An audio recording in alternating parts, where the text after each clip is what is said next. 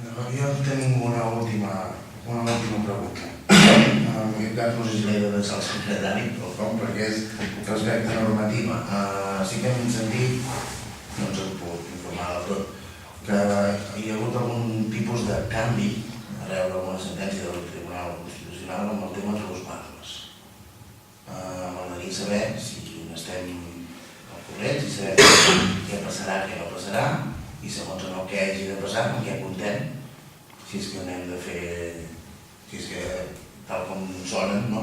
Si s'han de tornar a alguna cosa, si tenim alguna previsió. És a dir, que no sé qui ha de deixar ben bé la pregunta. Això, en la sentència, evidentment, parlarem amb el servei de base de la Diputació quina nota explicativa fa pels ajuntaments que donen servei i després tinguem informació, us ho expliquem.